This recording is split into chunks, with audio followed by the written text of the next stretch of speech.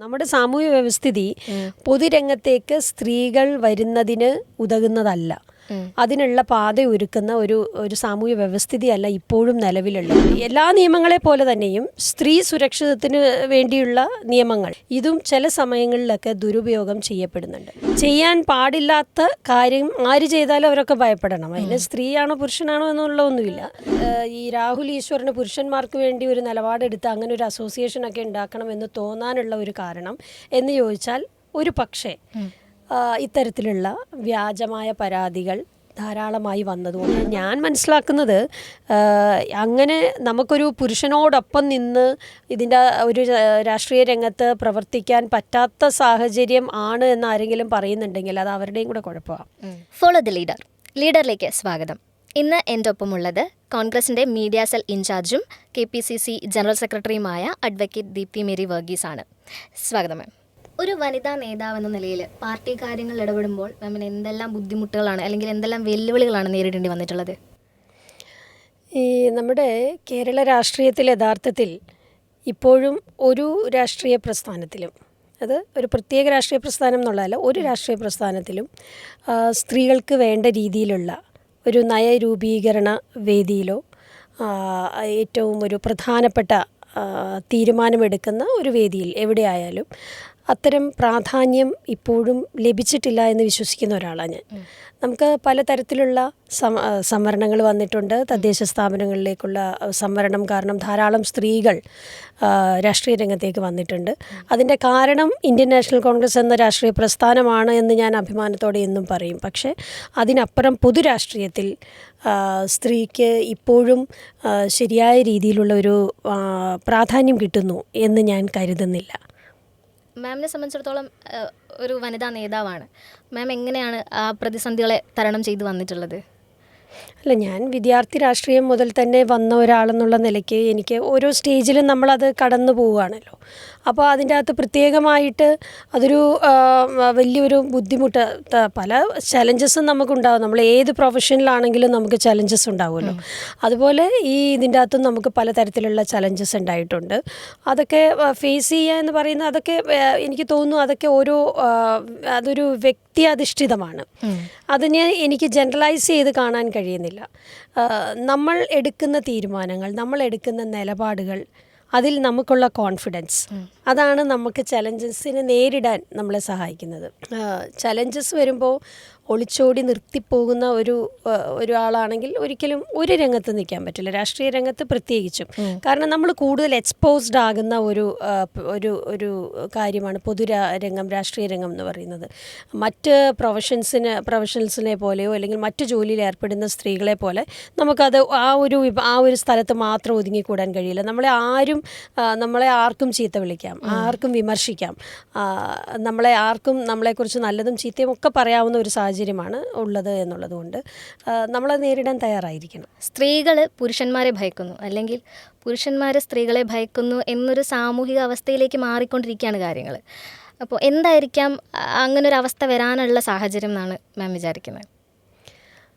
അല്ല, സ്ത്രീകൾ പുരുഷന്മാരെ ഭയക്കുന്നതും തിരിച്ച് ഭയക്കുന്നതുമാണോ യഥാർത്ഥത്തിലുള്ള പ്രശ്നം? യഥാർത്ഥത്തിലുള്ള പ്രശ്നം നമ്മുടെ സാമൂഹ്യ വ്യവസ്ഥിതിയിൽ ചെയ്യാൻ പാടില്ലാത്ത കാര്യം ആര് ചെയ്താലും അവരൊക്കെ ഭയപ്പെടണം. അതിന് സ്ത്രീയാണോ പുരുഷനാണോ എന്നുള്ളതൊന്നുമില്ല.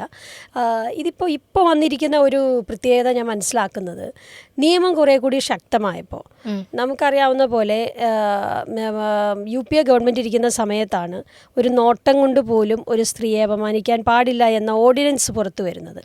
അന്ന് അതിന് ശ്രീമതി സോണിയാഗാന്ധി ഉൾപ്പെടെയുള്ള ഡോക്ടർ മൻമോഹൻ സിംഗ് പ്രധാനമന്ത്രി ആയിരിക്കുമ്പോഴാണ് ആ ഓർഡിനൻസ് അതിന് വേണ്ടി ഒരു ഇനിഷ്യേറ്റീവ് ഉണ്ടാകുന്നത്. അതിനുശേഷമാണ് കൂടുതൽ ശക്തമാകുന്നത്. നമ്മുടെ സ്ത്രീകൾക്ക് അനുകൂലമായ നിയമങ്ങളുണ്ടെങ്കിലും കൂടുതൽ ശക്തമാവുകയും കൂടുതൽ നമ്മുടെ ഈ നവമാധ്യമങ്ങൾ വന്നപ്പോൾ കൂടുതൽ അത്തരം കാര്യങ്ങൾ ചർച്ച ചെയ്യപ്പെടുകയും ഒക്കെ ചെയ്യുന്ന ഒരു സാഹചര്യം ഉണ്ടായിട്ടുണ്ട്. അപ്പോൾ എല്ലാ നിയമങ്ങളെ പോലെ തന്നെയും സ്ത്രീ സുരക്ഷിതത്തിന് വേണ്ടിയുള്ള നിയമങ്ങൾ എല്ലാ നിയമങ്ങളെ പോലെ തന്നെയുമുള്ള ഒരു നിയമമാണ്. പക്ഷേ ഇതിൻ്റെ അകത്തുള്ള ഒരു പ്രശ്നമെന്ന് പറയുന്നത് പലപ്പോഴും മറ്റ് നിയമങ്ങൾ ദുരുപയോഗം ചെയ്യപ്പെടുന്നുണ്ട്. ഇപ്പം മറ്റ് നിയമങ്ങൾ ദുരുപയോഗം ചെയ്യപ്പെടുന്നില്ല എന്ന് നമുക്ക് പറയാൻ പറ്റില്ലല്ലോ. അതുപോലെ തന്നെ ഇതും ചില സമയങ്ങളിലൊക്കെ ദുരുപയോഗം ചെയ്യപ്പെടുന്നുണ്ട്.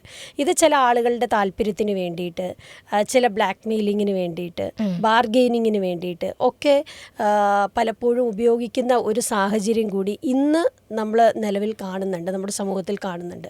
അത് ശരിയായ ഒരു പ്രവണതയാണ് എന്ന് എനിക്ക് തോന്നുന്നില്ല. അതുകൊണ്ട് സംഭവിക്കാൻ പോകുന്നത് ശരിക്കും നീതി വേണ്ട ആളുകൾ, വേണ്ട സ്ത്രീകൾ, ശരിക്കും പീഡനം അനുഭവിക്കുന്ന, പ്രയാസം അനുഭവിക്കുന്ന, ആ ഒരു നീതി ലഭിക്കാത്ത സ്ത്രീകൾ, അവർക്ക് അത് കിട്ടാനുള്ള ഒരു സാധ്യത കൂടി പലപ്പോഴും ഇല്ലാതാവുന്നു. അവർക്ക് മുമ്പോട്ട് വരാനുള്ള, കാരണം വ്യാജ പരാതികളുമുണ്ട്. വരുന്ന പരാതികളെല്ലാം ശരിയാണെന്ന് നമുക്ക് പറയാൻ പറ്റില്ലല്ലോ, വ്യാജ പരാതികളുമുണ്ട്. അപ്പം അത് ഇന്ന് ഞാൻ കാണുന്ന ഒരു ഇതിൻ്റെ അകത്ത് കാണുന്ന ഒരു മോശം പ്രവണത തന്നെയാണ്. നിയമങ്ങളെ ദുരുപയോഗം ചെയ്യുമ്പോൾ അതിൻ്റെ ഗുണഭോക്താക്കൾ ആരാണ്? ആ ദുരുപയോഗം ചെയ്യുന്നത് ആരാണോ അവരതിൻ്റെ ഗുണഭോക്താക്കളാകുന്നുണ്ട് പലപ്പോഴും. അപ്പോൾ എന്തുകൊണ്ടാണ് ഈ രാഹുൽ ഈശ്വറിന് പുരുഷന്മാർക്ക് വേണ്ടി ഒരു നിലപാടെടുത്ത് അങ്ങനെ ഒരു അസോസിയേഷനൊക്കെ ഉണ്ടാക്കണമെന്ന് തോന്നാനുള്ള ഒരു കാരണം എന്ന് ചോദിച്ചാൽ, ഒരു പക്ഷേ ഇത്തരത്തിലുള്ള വ്യാജമായ പരാതികൾ ധാരാളമായി വന്നതുകൊണ്ടാണ്. നമുക്ക് സോളാർ കേസ് തന്നെ എടുത്തു നോക്കാം. സോളാർ കേസിൽ പലപ്പോഴും ആ സ്ത്രീ മാറി അവരുടെ മൊഴി പറയുന്നുണ്ട്. ഒരു തവണ പറഞ്ഞു, എനിക്ക് പണം തന്നു എന്ന് വരെ ചാനലുകൾക്ക് മുമ്പിൽ പറഞ്ഞു. എനിക്ക് ഇത്ര കോടി രൂപ പണം എനിക്ക് ഓഫർ തന്നിട്ടുണ്ടായിരുന്നു, അതുകൊണ്ടാണ് ഞാൻ പറഞ്ഞത് എന്ന് പറഞ്ഞു. അപ്പോൾ അങ്ങനെ നിലപാട് മാറ്റി പറയുന്ന, മൊഴി മാറ്റി പറയുന്ന സാഹചര്യം ഉണ്ടാകുന്നുണ്ട്. അപ്പോൾ അതിൻ്റെ വിശ്വാസ്യത പോവുകയാണ്.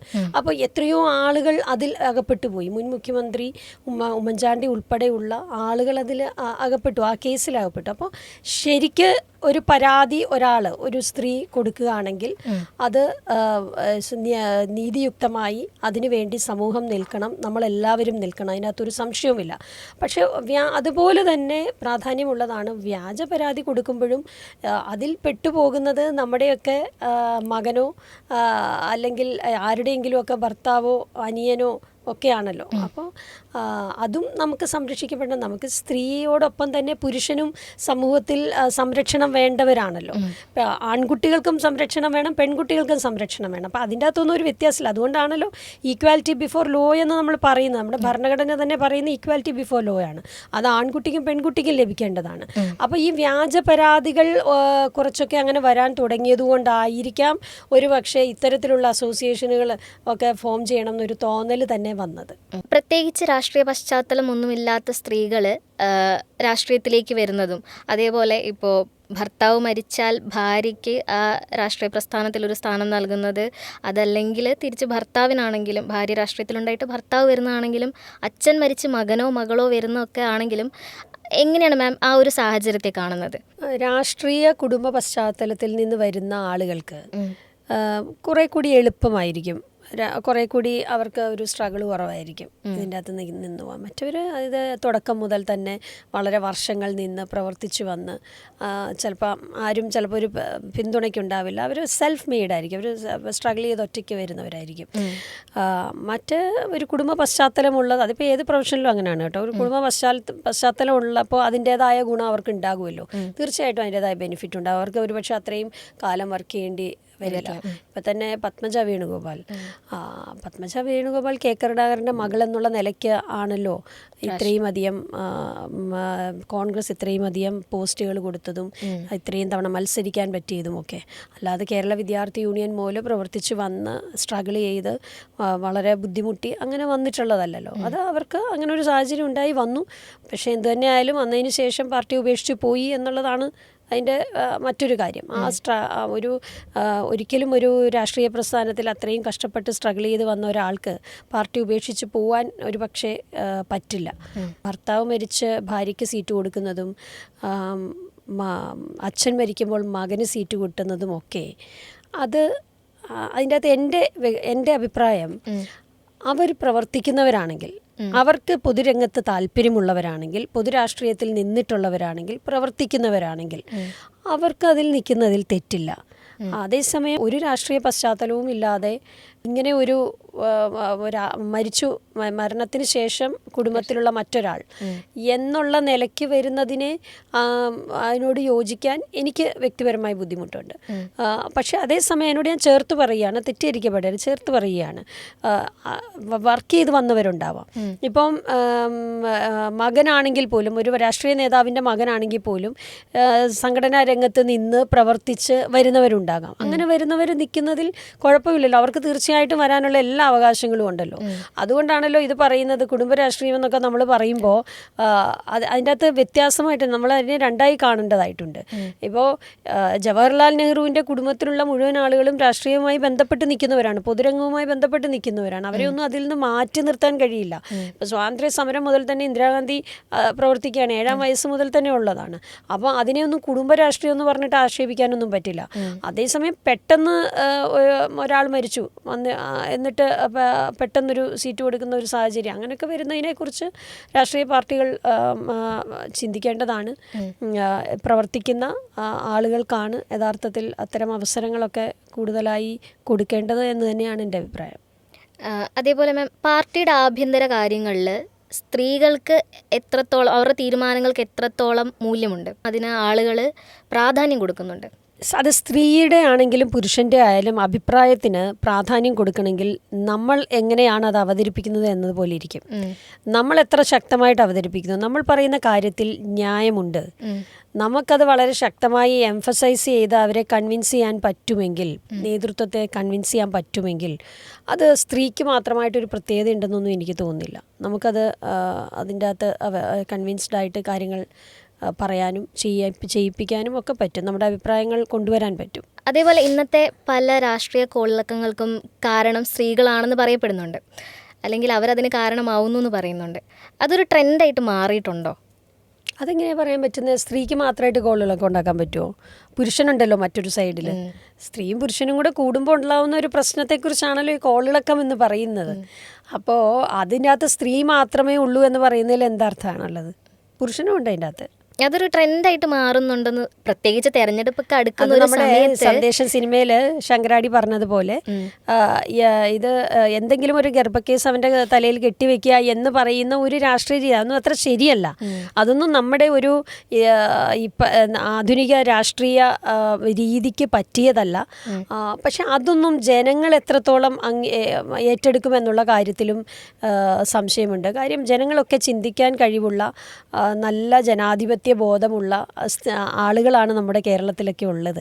അപ്പം അവരൊക്കെ ഈ പറയുന്ന പോലെ എന്തെങ്കിലുമൊക്കെ ഒരു കേസ് വന്ന് വെറുതെ എന്തെങ്കിലുമൊക്കെ പറഞ്ഞൊരു പ്രചരണത്തിന് വേണ്ടി, അത് ഞാൻ പറയും ഏറ്റവും അധികം അത്തരം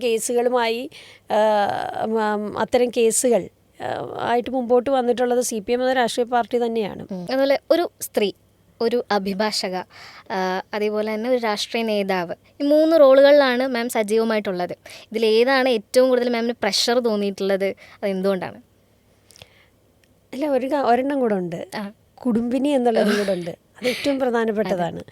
എനിക്ക് അങ്ങനെ ഇതിൻ്റെ അകത്ത് ഏതെങ്കിലും ഒരെണ്ണത്തിൽ പ്രഷർ തോന്നുന്നു എന്ന് പറയാൻ പറ്റില്ല. ഇതെല്ലാം നമ്മൾ മാനേജ് ചെയ്യുമ്പോൾ ചില സമയങ്ങളിൽ ഉണ്ടാകുന്ന ചില പ്രഷറുകളുണ്ട്, സ്വാഭാവികമായിട്ടും ഉണ്ടാകുന്നതുണ്ട്. അത് അല്ലാതെ പ്രത്യേകമായിട്ട് എനിക്കൊന്നും തോന്നിയിട്ടില്ല. രാഷ്ട്രീയം എന്നത് എന്നെ സംബന്ധിച്ച് ഒരു ജോലിയല്ല, എൻ്റെ ഒരു പാഷനാണ്. ഞാൻ വളരെ ചെറിയ പ്രായത്തിൽ തന്നെ, വിദ്യാർത്ഥി രാഷ്ട്രീയം മുതൽ തന്നെ ഞാൻ എൻ്റെ ഉള്ളിൽ എന്താ പറയുക, ഞാൻ അതിൻ്റെ ആ സ്പിരിറ്റിനെ ഉൾക്കൊണ്ട് മുമ്പോട്ട് പോകുന്ന ഒരാളാണ്. അത് ആരൊക്കെ പറഞ്ഞാലും അതിൽ നിന്ന് മാറാനോ അല്ലെങ്കിൽ ഒരു പ്രത്യേക സ്ഥാനം കിട്ടിയില്ല എന്ന് പറഞ്ഞ്, അല്ലെങ്കിൽ മത്സരിക്കാൻ പറ്റിയില്ല എന്ന് പറഞ്ഞിട്ട് ഇതിൽ നിന്ന് മാറാനോ ഞാൻ തയ്യാറല്ല. ഞാൻ വിശ്വസിക്കുന്ന രാഷ്ട്രീയ പ്രസ്ഥാനത്തിൽ നിന്ന് പ്രവർത്തിക്കുക എന്നുള്ളതാണ് എൻ്റെ ഏറ്റവും വലിയ ലക്ഷ്യം എന്ന് പറയുന്നത്. എൻ്റെ ഏറ്റവും വലിയ ഒരു ലക്ഷ്യം എന്നതിനേക്കാൾ ഉപരിയായിട്ട് അതിൽ ഞാൻ വളരെയധികം സന്തോഷം കണ്ടെത്തുന്നുണ്ട്. അതുകൊണ്ട് ആ പ്രഷർ എന്നതിന് ഒരു വാക്ക് അവിടെ ഉപയോഗിക്കാമോ എന്ന് തന്നെ എനിക്കറിയില്ല. മാം, അതുപോലെ കേരള രാഷ്ട്രീയത്തിൽ മാമിന് വലിയ പ്രതീക്ഷ ഉണ്ടെന്ന് തോന്നുന്ന ഏതെങ്കിലും യുവ നേതാക്കളുണ്ടോ? ഉണ്ടെങ്കിൽ എന്തുകൊണ്ടാണ്? നമ്മുടെ യുവ നേതാക്കൾ എല്ലാവരും പ്രതീക്ഷയുള്ളവരാണല്ലോ. അതിൻ്റെ അകത്ത് ഒരാളെ അങ്ങനെ എടുത്തു പറയാനൊന്നുമില്ല. എല്ലാവർക്കും നമ്മൾ ഈ ഒരു രാഷ്ട്രീയ രംഗത്ത് പ്രവർത്തിക്കുന്ന ആളുകളെ കാണേണ്ടത്, ഞാൻ മനസ്സിലാക്കുന്നത്, പലതരത്തിലുള്ള കഴിവുള്ളവരാണ്. ഇപ്പം പുതിയ നമ്മുടെ ചെറുപ്പക്കാർ വരുന്നത്, ചില ആളുകൾക്ക് നന്നായി പ്രസംഗിക്കാൻ കഴിവുള്ളവരായിരിക്കും, ചില ആളുകൾക്ക് സംഘടനാ പാഠവും വളരെയധികം ഉള്ളവരായിരിക്കും. അവർ ചിലപ്പോൾ നന്നായി പ്രസംഗിക്കൊന്നും ഉണ്ടാവില്ല, നന്നായി എഴുതാൻ കഴിവുള്ളവരുണ്ട്. നമുക്ക് ഒരു രാഷ്ട്രീയ പ്രസ്ഥാനത്തിൽ എല്ലാവരും ആവശ്യമുണ്ട്. അപ്പം ഈ പുതിയ വരുന്ന തലമുറയുടെ എല്ലാ കഴിവുകളെയും ക്രോഡീകരിച്ച് രാഷ്ട്രീയ പ്രസ്ഥാനത്തിന് വേണ്ടി ഉപയോഗിക്കുക എന്നുള്ളതാണ് ഏറ്റവും പ്രധാനപ്പെട്ട ഒരു കാര്യം. രാഷ്ട്രീയത്തിലെ പുരുഷാധിപത്യത്തെക്കുറിച്ച് തുറന്നു പറഞ്ഞിട്ടുള്ള ഒരാളാണ് മാം. അപ്പോൾ എന്താണ് സ്ത്രീകൾ നേരിടുന്ന ഏറ്റവും വലിയ വെല്ലുവിളി? രാഷ്ട്രീയത്തിലേക്ക് വരാൻ അവർ നേരിടുന്ന ഏറ്റവും വലിയ വെല്ലുവിളി എന്താണ്? ഇതൊരു ഒറ്റ സെൻറ്റൻസിൽ പറയാൻ പറ്റുന്ന ഒരു ആൻസറേ അല്ല യഥാർത്ഥത്തിൽ. കാരണം പലതരം വെല്ലുവിളികളുണ്ട് നമുക്ക്. ഞാൻ നേരത്തെ പറഞ്ഞല്ലോ, നമ്മുടെ സാമൂഹ്യ വ്യവസ്ഥിതി പൊതുരംഗത്തേക്ക് സ്ത്രീകൾ വരുന്നതിന് ഉതകുന്നതല്ല. അതിനുള്ള പാത ഒരുക്കുന്ന ഒരു സാമൂഹ്യ വ്യവസ്ഥിതിയല്ല ഇപ്പോഴും നിലവിലുള്ളത്. നമുക്ക് നിയമങ്ങളുണ്ടെങ്കിലും നമുക്ക് സംവരണമുണ്ടെങ്കിലും ഇതിലേക്ക് ഇറങ്ങുക, ഇതിലെ രാഷ്ട്രീയ രംഗത്ത് നിൽക്കുക എന്ന് പറയുന്നതിന് ഇപ്പോഴും ഒരു തുറന്ന മനസ്സോടെ കാണുന്ന സമൂഹമല്ല നമ്മുടേത് എന്നുള്ളതാണ് ഏറ്റവും പ്രധാനപ്പെട്ട കാര്യം. പിന്നെ ഞാൻ മനസ്സിലാക്കുന്നത്, അങ്ങനെ നമുക്കൊരു പുരുഷനോടൊപ്പം നിന്ന് ഇതിൻ്റെ ഒരു രാഷ്ട്രീയ രംഗത്ത് പ്രവർത്തിക്കാൻ പറ്റാത്ത സാഹചര്യം ആണ് എന്ന് ആരെങ്കിലും പറയുന്നുണ്ടെങ്കിൽ അത് അവരുടെയും കൂടെ കുഴപ്പമാണ്. എന്തുകൊണ്ടാണ് പറ്റാത്തത്? അവരെ പോലെ തന്നെ വായിക്കാൻ കഴിയുന്ന, അവരെ പോലെ തന്നെ സംസാരിക്കാൻ കഴിയുന്ന, അവരെ പോലെ തന്നെ പ്രവർത്തിക്കാൻ കഴിയുന്നവരാണ് സ്ത്രീകളും. പക്ഷെ അത് ചെയ്യാൻ തയ്യാറാകാതിരുന്നിട്ട് ഞങ്ങൾക്ക് ഒന്നും കിട്ടുന്നില്ല എന്ന് പറയുന്നതിനോടും എനിക്ക് യോജിപ്പില്ല. സ്ത്രീകൾക്ക് കുറേയും കൂടിയൊക്കെ ശക്തമായി പ്രവർത്തിക്കാൻ കഴിയും. ഈ പുരുഷനോടൊപ്പം തന്നെ പ്രവർത്തിക്കാനുള്ള മനസ്സുണ്ടാകുക, അതിനോടൊപ്പം തന്നെ പ്രവർത്തിക്കാനുള്ള മനസ്സുണ്ടാകുക, ചെയ്യാൻ പറ്റുക. ഇത് ചെയ്യാൻ പറ്റിയാൽ അങ്ങനെ വലിയൊരു ചലഞ്ച് ഉണ്ടാകുമെന്ന് എനിക്കിപ്പോൾ തോന്നുന്നില്ല.